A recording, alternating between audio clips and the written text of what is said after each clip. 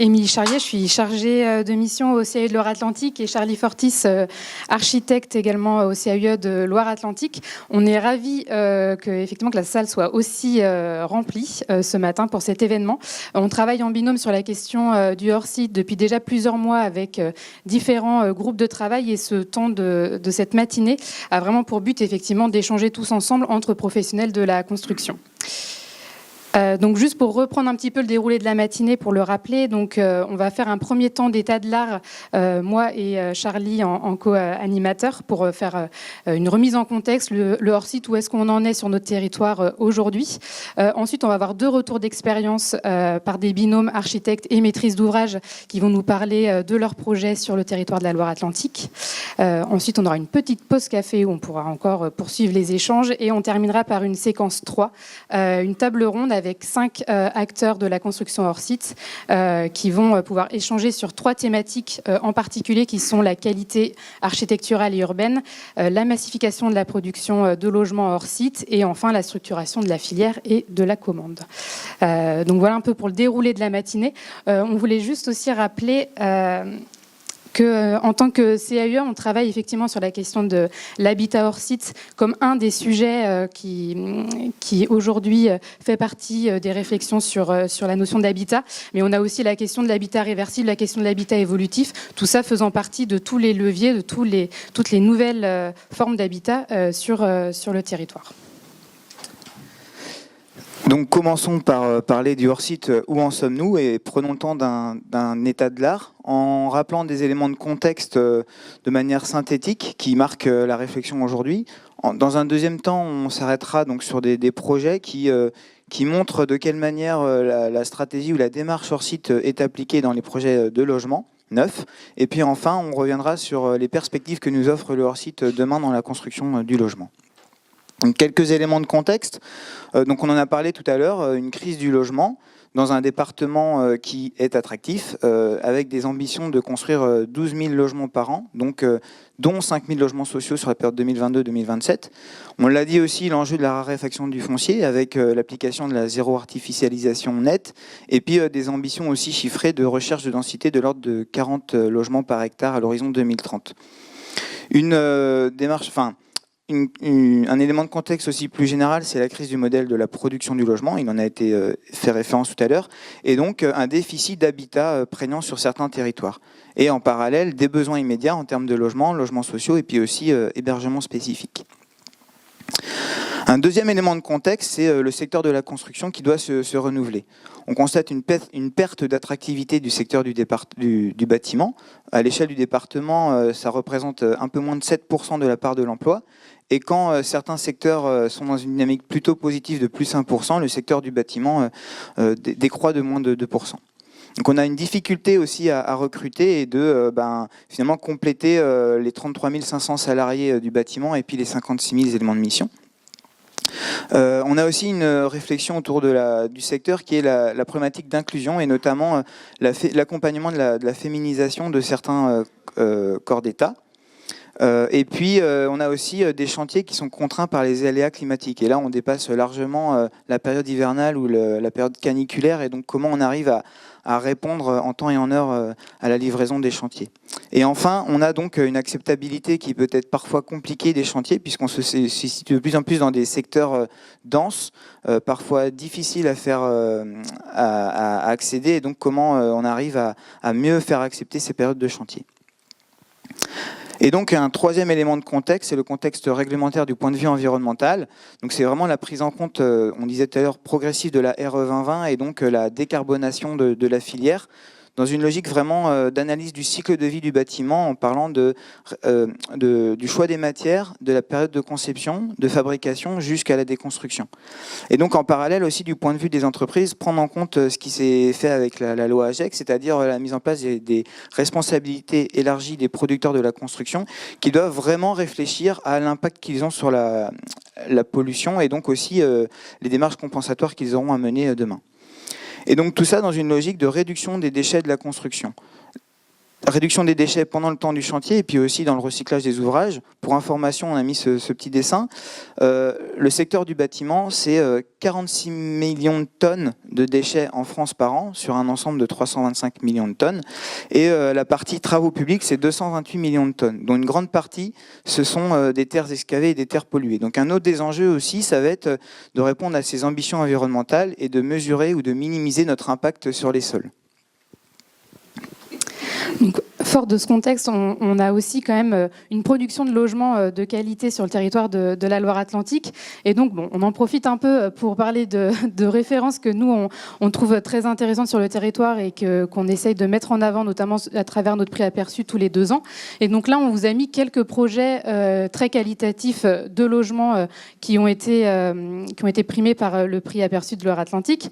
Et on peut se poser la question, quelle part de hors-site y a-t-il dans ces projets? C'est des projets qu'on a nommés pour leur qualité architecturale, pour leur insertion urbaine, mais quel est leur mode constructif? Et en fait, on se rend compte qu'on a déjà des procédés de construction hors site. On a du 3D sur l'opération en 2015 Lucie Aubrac. On a aussi des panneaux préfabriqués sur l'opération Erdre Park en bas. Et puis, on a aussi forcément de la construction aussi plus classique in situ. Mais en tout cas, le hors site, on se rend compte qu'il est déjà dans notre paysage urbain et architectural. Et donc pour ça, il faut quand même définir le hors-site. Et pour définir le hors-site, aujourd'hui, on se réfère à l'article 111-1-1 du Code de la construction et de l'habitation qui fait lien avec la notion de préfabrication. Ce qui est intéressant de voir, c'est que aujourd'hui, quand on parle de hors-site, ça concerne quasiment tous les programmes et les typologies de bâtiments, puisque ça concerne les hôpitaux, les bâtiments d'activité, les équipements et donc aujourd'hui la question des logements. En tout cas, derrière cette définition, on a la notion de processus de projet. C'est-à-dire que dans la notion de construction hors site, c'est comment on va intégrer une phase de préfabrication en atelier ou en usine, qui ne soit pas forcément en 3 dimensions. Ça peut être en 3 dimensions avec des volumes, ça peut être aussi en 2 dimensions avec des éléments de complexes que peuvent être des murs, des planchers, des toits, ou aussi des éléments en 1 dimension tels que des poteaux, et enfin des composants, c'est-à-dire des éléments, des groupements de blocs de cuisine ou de salles de bain qui peuvent être préfabriqués et ensuite intégrés au projet. Derrière cette définition aussi, il est important de dépasser des clichés qu'on peut avoir sur la qualité de l'architecture faite en hors-site. Donc c'est déjà de dépasser cette notion qu'on déplace forcément un élément bâti fini sur un site. Donc dépasser cette image du mobil-home livré in situ. C'est aussi de dépasser cette notion de décontextualisation. Une construction hors site n'est pas forcément décorrélée de son sol et c'est pas forcément en rupture avec son contexte urbain et paysager. Aussi, la question du hors-site, c'est pas forcément synonyme d'inconfort. On n'est pas forcément en train de parler de mise en œuvre de matériaux précaires ou de pauvreté architecturale, ou de pauvreté des espaces communs aussi. Et la notion de construction hors site n'implique pas nécessairement une répétitivité ou une uniformisation de la cellule des logements et donc de cette architecture de grand ensemble qu'on a pu connaître. Donc, on a fait ce premier cadrage de définition, on dépasse les clichés et donc on essaie aussi de s'inscrire dans un jargon ou une sémantique qui est à préciser. Et pour ça, on s'appuie sur tout le travail qu'a fait la filière hors site France, qui autour de cette notion de construction hors site va nous préciser la notion de normalisation, en disant que la normalisation, c'est tout ce qui va se référer à la règle et à la norme autour de la construction. La question de la standardisation, ça va vraiment parler de la production en série, de qu'est-ce qui va être reproductible et jusqu'où ça sera reproductible.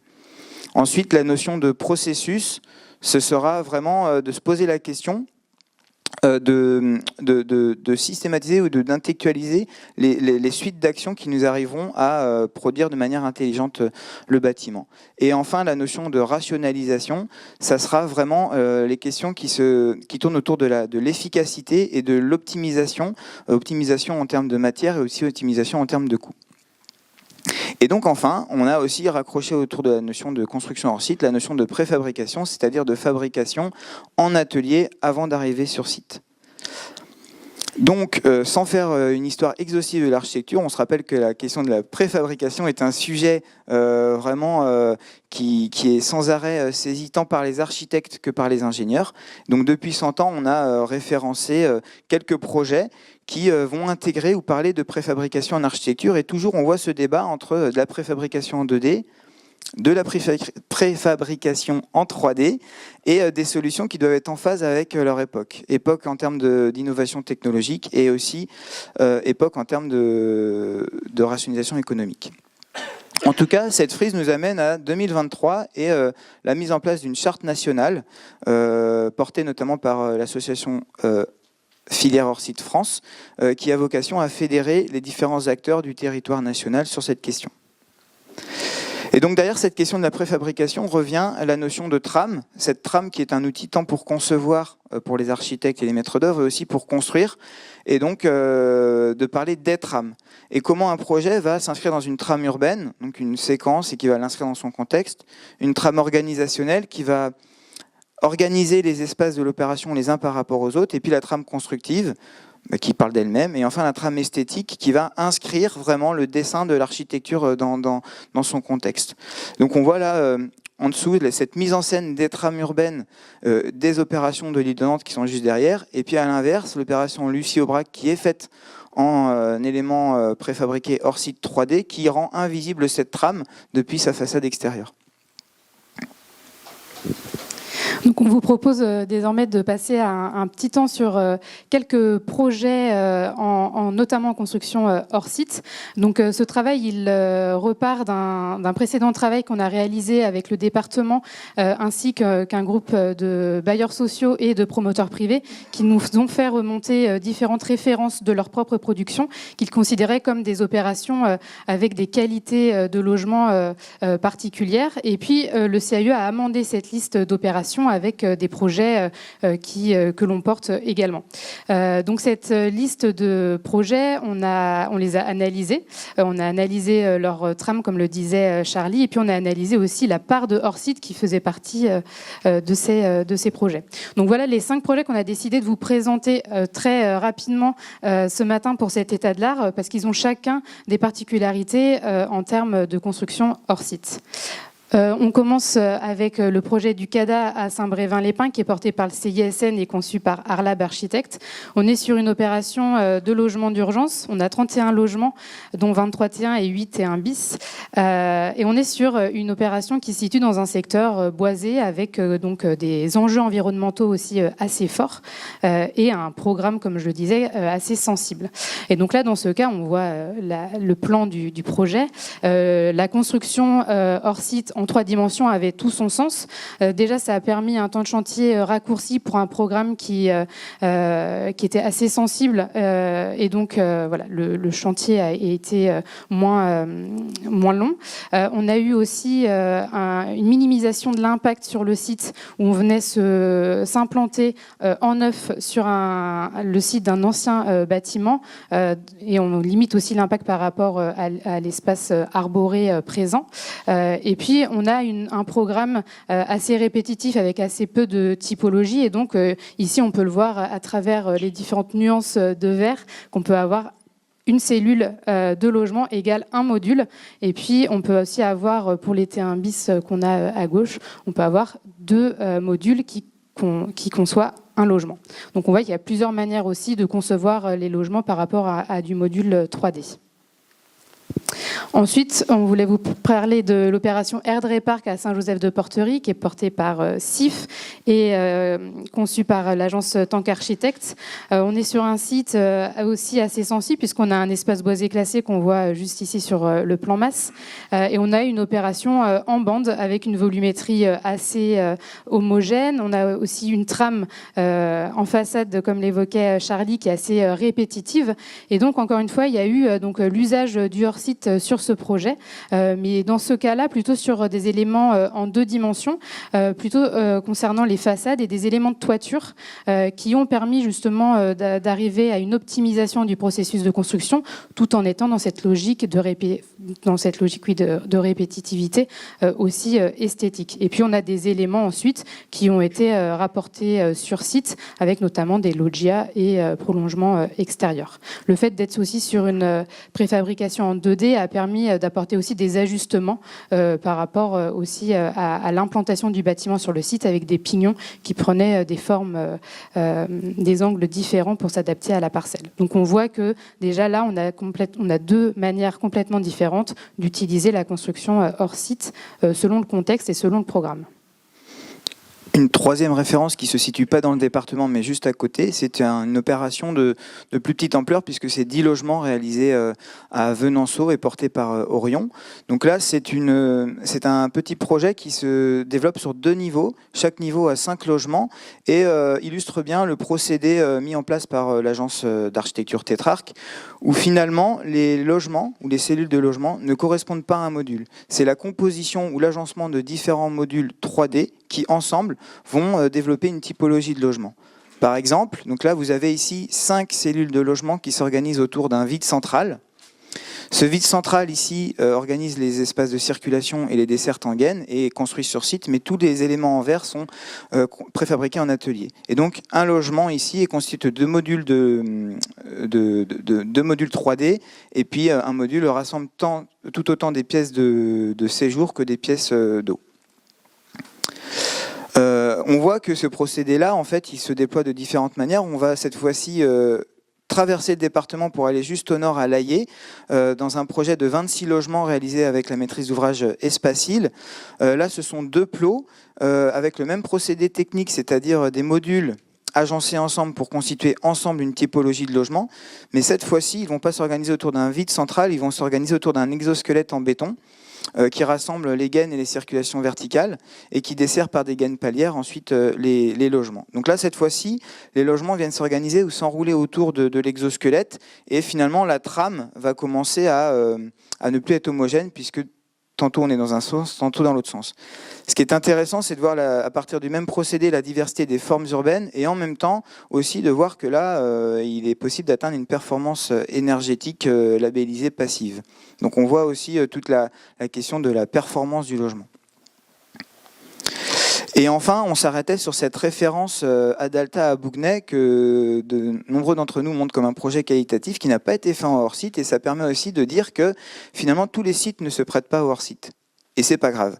Mais là, on voit bien que la difficulté de s'inscrire dans un site en pente, dans une enveloppe de centre-bourg, finalement, ne se prêtait pas à ce principe-là. Et en plus, ne répondait pas aux enjeux des architectes qui étaient de développer des cellules de logement qui soient toutes singulières les unes par rapport aux autres et de faire disparaître la trame plutôt, mais de faire plutôt apparaître des lignes de force ou un rythme qui soit assez irrégulier dans l'opération. Donc maintenant qu'on a remis en perspective quelques éléments de contexte et qu'on a vu cette diversité de projets en hors-site où on voit bien que les clichés effectivement qui avaient été évoqués en début de matinée par Charlie sont largement dépassés, on va faire un petit point sur les perspectives que offre le hors-site, qui seront des points qui seront évoqués par les différents intervenants à la suite de la matinée. Donc les premières perspectives, on en a parlé, c'était que le hors-site, il permet de s'adapter au contexte. Il permet une diversité de volumétrie, une diversité d'écriture architecturale, notamment parce qu'on a un ajustement des procédés techniques. On n'est pas uniquement sur de la construction en 3D, mais aussi sur de la construction en 2D, des composants, et on a aussi des solutions hybrides qui permettent justement de s'adapter à tous les contextes. Et puis, par la construction hors site, on peut avoir un impact réduit, notamment dans des contextes sensibles où on va avoir une densité importante et donc une recherche de réduction des nuisances, de limiter notre impact par rapport au sol ou par rapport à un secteur très arboré, très sensible. Donc tous ces éléments-là sont permis par le hors-site. Et c'est d'ailleurs le sujet d'une exposition qui a été faite notamment par la Maison de l'Architecture d'Île-de-France et l'association Filière Hors-Site France, donc l'exposition hors-site mais pas hors-sol, qui est une exposition itinérante et on l'espère qui pourra peut-être venir en Loire-Atlantique sur notre territoire peut-être en 2025 et permettre d'engager encore les échanges autour de cette exposition. Leur site, il permet aussi de répondre qualitativement aux besoins de logement. C'est effectivement des programmes qui ne se limitent pas à de l'hébergement spécifique, mais on parle bien de tout type de logement qui peut être construit en hors site. Il y a une possibilité aussi de diversité des typologies de logement, on l'a vu à travers les exemples précédents. Et puis on peut atteindre des niveaux de confort performants aussi bien en termes d'acoustique, en termes de thermique, mais aussi en termes d'espace. On le voit, on a mis une photo ici d'une opération au Reux qui a été réalisée par MFA Architecture, un architecte du département avec Ideal Group, où on voit bien qu'on est sur des espaces qualitatifs et pourtant on est sur du module 3D. Et ensuite, le hors-site, il permet également de redonner de l'attractivité au secteur du bâtiment. On en a parlé en tout début de cet état de l'art. Le hors-site, il permet d'offrir des meilleures conditions de travail parce qu'on va être sur du travail en clos couvert. Donc, par rapport aux aléas climatiques notamment, on est sur des conditions beaucoup plus stables. Ça permet aussi d'obtenir une meilleure inclusion et de pouvoir avoir des postes adaptés, notamment pour des personnes en situation de handicap ou autres. C'est aussi un modèle constructif qui peut contribuer à la féminisation de la filière de la construction. Et puis il y a des formations aussi en interne des ouvriers qui peuvent intervenir sur plusieurs lots et ne pas être sur du coup des ouvriers monotâches. Une des quatrièmes perspectives offertes par le hors-site, ça va être de permettre la mise en œuvre de nouvelles techniques et de matériaux, notamment en intégrant en amont des matériaux biosourcés qui soient innovants, que ce soit dans les complexes d'isolants dans les ateliers avec l'intégration de matériaux biosourcés ou aussi après chantier comme on a vu tout à l'heure sur le projet du Reux. C'est aussi de soutenir une filière décarbonée qui peut être en construction bois mais pas que, mais c'est de s'inscrire dans cette logique-là et en tout cas d'avoir une diminution significative de la gestion des déchets ou de la production des déchets pendant le temps du chantier. Et enfin, c'est de travailler systématiquement au millimètre et donc d'avoir une meilleure maîtrise des détails techniques des projets, que ce soit sur les étanchéités à l'air ou à l'eau. Toute la question sera les accroches ou les assemblages ensuite. Une cinquième perspective, ça sera vraiment la notion de réemploi des ressources. Alors à différents degrés, on peut parler d'architecture qui soit déplaçable. Après, est-ce qu'elle sera déplacée, ça sera une question, mais ça peut être une logique. Cette question du déplaçable, ou en tout cas de ne pas figer le foncier peut permettre de poser la question du réemploi des fonciers ou d'avoir un foncier réversible. Et aussi de se dire que, qu'on soit en 2D ou en 3D, cette architecture elle peut être démontable par élément et donc réemployable tout ou partie dans d'autres projets. Donc là, on a des illustrations de types de fondations de construction hors site, ou là des différences d'assemblage d'angles en construction traditionnelle ou hors site. Et une sixième perspective offerte par le hors-site, ça va être d'avoir une meilleure maîtrise donc des coûts et des temps, donc une notion de rationalisation, de limiter toutes les réserves en fin de chantier. Ça ne veut pas dire qu'on n'en aura pas, mais on en aura peut-être moins, et aussi de limiter les recours de tiers, peut-être de limiter les nuisances par des chantiers qui soient plus rapides avec un temps de travail peut-être conséquent en amont. Voilà. De conception. Aussi, ça va être d'optimiser le temps de production d'un ouvrier, qui est un véritable enjeu qui a été soulevé pendant nos différents échanges. Finalement, le fait de travailler en atelier va permettre de transférer le temps de déplacement en temps de production effectif sur le bâti. Et puis enfin, ça va être une des perspectives offertes, ça va être de développer vraiment du temps de recherche et de développement, mais qui pourra être investi sur le long terme dès lors qu'on arrivera à fluidifier la commande et massifier la production. Donc ces 6 perspectives-là, en fait, on les retrouve écrites autrement, mais dans le guide pratique qui a été mis en place par la Banque des Territoires, sorti en septembre 2024, qui peut être un bon élément aussi de référence. Et on aime bien conclure cette introduction par une phrase qui n'est pas la nôtre, qui est celle de Patrick Pirat, qui participera tout à l'heure à une table ronde, et qui, dans les échanges, nous a dit que le hors-site est un système global qui change notre façon de dessiner, notre façon de produire, notre façon d'acheter, à peu près tout.